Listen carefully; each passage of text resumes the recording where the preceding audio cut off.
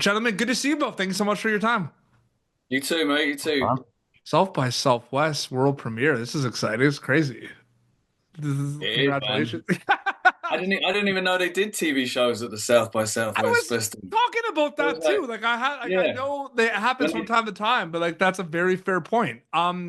This is yeah, great when they stuff. told Like me, I was like, oh wow, amazing. And actually, one of the first films I ever made was premiered at the South by Southwest Film Festival. So it's nice that it's come full circle. that's amazing. No, congratulations. This is some great stuff, Jim. I want to talk to you about this because that script to screen journey really interests me, right? Because you get these pages, right, and then you see it kind of come to life on screen while you go to production.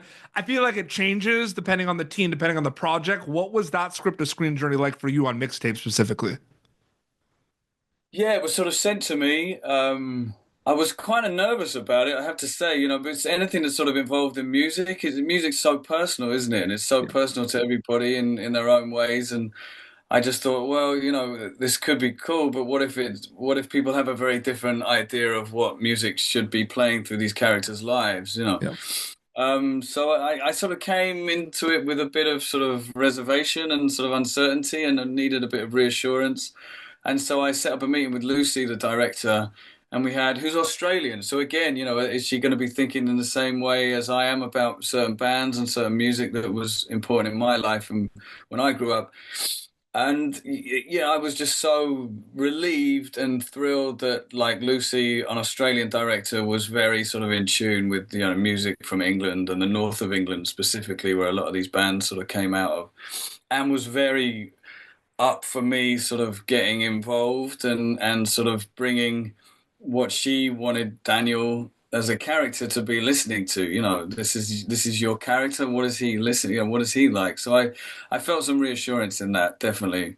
Absolutely. Well, it's a perfect kind of segue, Rory, to my question for you, because obviously, yeah, the music component of this was huge. So I'm wondering, Rory, when you're reading this, because I feel like it's the same thing with sports movies, right? And like music movies, when there's like a movie out there where it has like those tools in it, right? Where it's about sports or about music, you could look at it and be like, this is a music movie that has romantic comedy elements in it, Mm. TV show, or this is like, the other way around, right? This is like a rom-com TV show that has music in it. Rory, how did that read to you? Like, did you read more of like a music show or like a rom-com show that has music elements in it?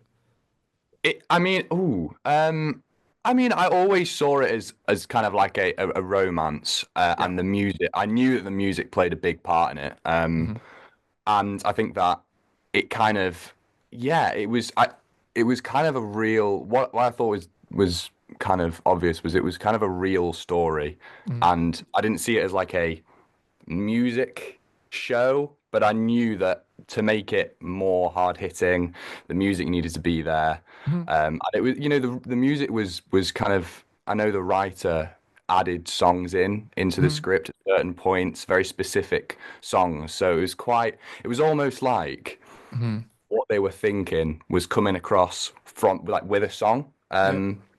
So yeah, I didn't. It was kind of it was a good mix, really. It was like a real romance, but mixed with a good mix of music. So yeah, it was nice. 100%. Yeah, it always felt like the relationships were at the forefront of Mm. certainly Yep. Lucy's and everybody's mind. So this is a film about relationships.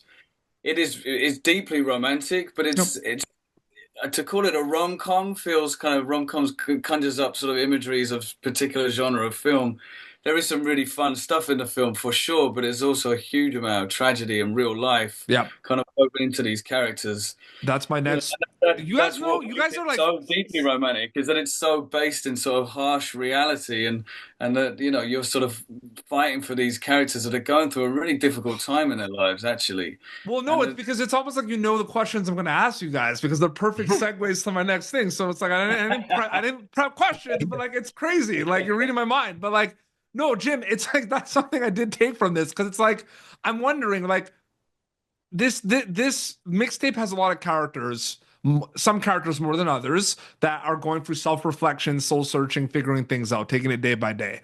yeah, And from a storytelling acting perspective, I'm just curious, Jim, is it more fun or more challenging to play these lost characters doing soul searching, self reflection? Because from the viewer perspective, they don't know they're lost, right? So I'm just Well, wondering yeah. if you ever think about that. That's my filmmaker hat going on, I guess, right? So I'm It was just asking. definitely more. It was definitely more interesting. I don't know about fun, but it was definitely more interesting. And as an actor, yeah, that is what you're looking for. You're digging to find interesting characters and interesting emotional states and situations. So yeah, I guess fun would be a good word for it because it is fun. To discover more about a character and look into it and get into the bones of it Yep. is what we sort of enjoy doing. But yeah, it was interesting looking at this man's life and seeing where he is and this very particular crossroads that many people of his age kind of find themselves in, which is that you've got into a relationship and you've raised a family and the kids are now off to college or university, and you're sort of left kind of, you've done all this sort of work and the focus has been so on somebody else, on the kids, on the family, that you then have to sort of look at yourself and go, well, who am I and who is my partner? And do we reintroduce ourselves to each other and carry on with the rest of our lives? Or do we sort of go, hang on, we've changed both of us so much. Yeah. And that was just so heartbreaking to sort of put these, the relationships feel very real and they feel very nuanced and messy and conflicted and all those sort of great things that need to be there to tell a good story. Yeah, absolutely. And Rory, I want to go back to the music a little bit too, because I'm a big music guy and I love, especially, in the digital age, the, global access to music from all around the world from a lot of amazing artists. I love a lot of my favorite artists are from the UK as well. What was that journey like for you being in a show that had a lot of music that maybe you listened to, or maybe there were some like songs in it, or like the context was music that maybe you didn't know a lot about, but maybe you were interested? What was that like music discovery component like for you of a show like this specifically? It was great. It was so exciting. It was like a whole new world had opened up. Like when I got it, I just thought, you know what?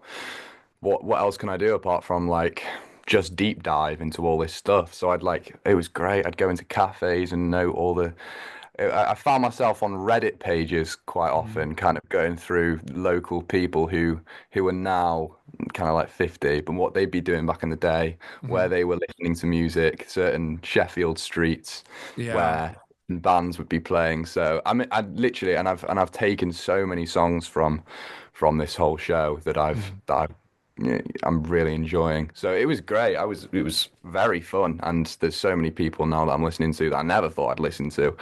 Um, Yeah. You talk about English music as well. It's like that was a golden era, like the late yeah, 80s, early 90s of sort of guitar bands coming out of the north of England. Was Oh, a really, really exciting time for British it's music. me. I always find it funny too, like, we're seeing the rise of like indie film, right? And like like some of the most popular films coming out are independent films. And I always find it funny with like indie rock, like independent rock. It's like indie, do it yourself, smaller, but it's like I always think of like Arctic Monkeys, like indie rock, but they're like playing stadiums.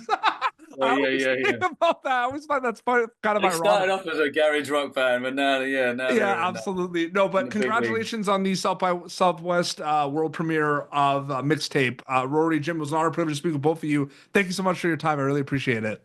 Thank thanks, you, man. man. Real pleasure. Thank Yeah, you. Take it thanks. easy.